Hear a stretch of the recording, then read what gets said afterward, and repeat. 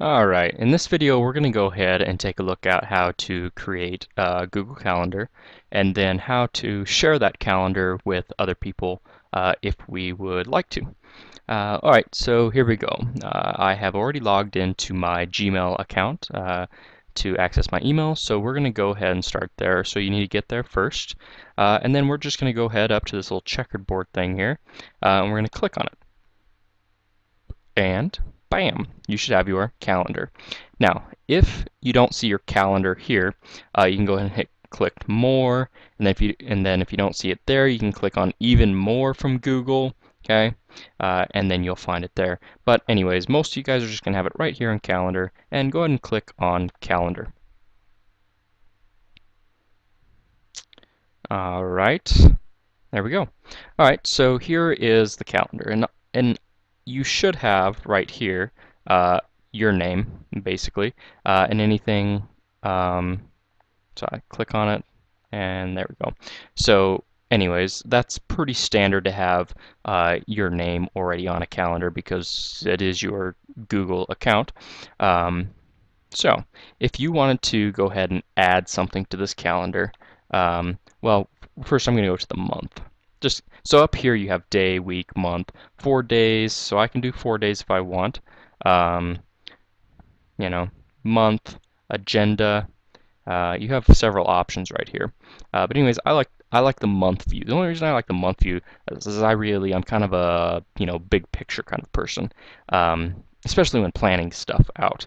As of right now, I really don't have anything planned out. I don't use this calendar actually at all. I have another Google account that I use that calendar for. Um, Things that I um, want for personal uses. But anyway, so here we go. So if I want to, let's create a calendar, add some things, and share it. So let's say I want to create a new calendar. Well, so my calendars, if I click on this little thing right here, this little drop down arrow, it'll say create a new calendar. So I'm going to go ahead and click on that. Now, you'll have an idea of what you want to create as far as a calendar is concerned, but I'm going to put awesome activities.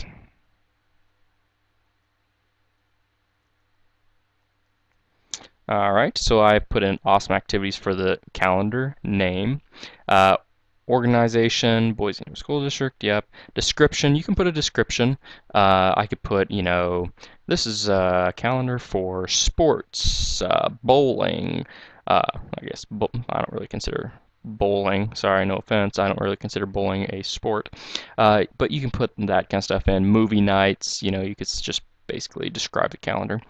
Location, you can put in location Boise if you wanted, calendar, time zone. We're in the Mountain Time Zone. So here, once you get down here, scroll down a little bit. Share this calendar with others. Okay, so share with specific people. Share this calendar with everyone in the organization, Boise Independent School District. That's probably not something you want to do or would need to do. Make this calendar public. Okay, great, so people can search for it. So what that would do would, if I clicked on that, that would allow, so share, and then make this calendar public. Basically would allow anybody to access it, not just in the school district, but anybody in the world. But that's not really something I do. If I'm creating a calendar, I'm creating it for a very specific reason and to share it with a very specific person or people, group of people. So share with specific people. That's probably more or less what you're going to be doing. So here you would type in their email account, for example, well, let's see, another email that I have is this one right here. But anyways, and then, so when I add that, so I added myself. So here I created it, right? There's my Boise School email, and then I added myself again, but different email. So if you added somebody, their name would pop up, their email would pop up right here. Now here's the thing, with them being added to this calendar, and obviously will hit create calendar and it'll automatically share it with them. They'll get an email saying basically, you wish to share the calendar, do you accept? They'll accept it. But anyway, so see all events details. So what this is, so each individual email, you can say like see all event details, see only free/busy, hide details. So maybe I don't know, you have a description in there of the detail, something you don't want people to see. I don't know why you would, but maybe. Okay, so see all event details is typically, what I'll do, unless you want people to be able to add to the calendar and actually change it. So then I would say, make changes and manage sharing. Unless you don't want them to share the calendar with anybody, then you just say make changes to events. So making changes to events, then they can, basically change or add whatever they want. So I would, it kind of depends on what you're doing, but I could see making changes to events being a pretty popular one, not necessarily sharing. But hey, if you want to give them, that option, you click on that, and then they can share it with other people if they choose. So anyways, pretty straightforward, so I titled it Awesome Activities, and all of this stuff really doesn't matter too much. Sharing does. So I'm going to share it with myself. No big deal. All right, so now I'm going to create calendar. And it should pop up over here, and there you go. So Awesome Activities calendar is in place. Okay, so I can add whatever I want. So if I wanted to go here, bowling, right? Create event. There we go, bowling. I guess I could edit event. So I'm going to go in and change some stuff. So, let's see, yep, that's the date. It's all day. Great. Yep, we're going to go bowling all day. I don't know who would bowl all day, but hey, we're going to do it. Repeat, you could repeat it, like every, weekly if you wanted. It's kind of up to you.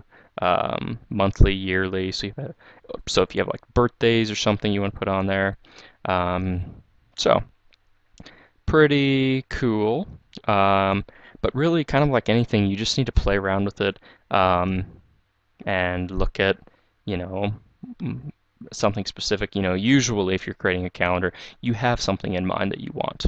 Okay, so you just need to play around with it, figure out what you want it for, and if you need help, definitely ask, and I can definitely help you with it. But the main thing I wanted to show you today was just how to create a calendar, and if you wanted to share it with somebody, how to share it. And when you share it, basically, it's just allowing them to add things to your calendar or view it, and just informs them of what's going on. So you could have a, let's say, group calendar for PLCs, right? So you could have different meeting spots and just put it in there. You could have, I don't know, if your content area or department is getting together, maybe every Friday to talk about lesson plans or something, you can put that on there, who knows.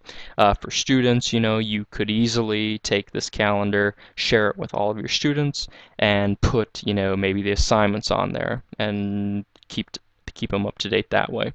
It just really depends on and what you want it for. I personally use it for personal use, keeping up to date on birthdays, any major events. I definitely put in there. I don't use this email account for that, but I definitely use it. It's very convenient. It sends me reminders, which you can definitely do. So, anyways, I think that it's a good thing to use, and hopefully this is helpful. And anyways, I think that's about it. So, if you need any help, let me know. Talk to you later.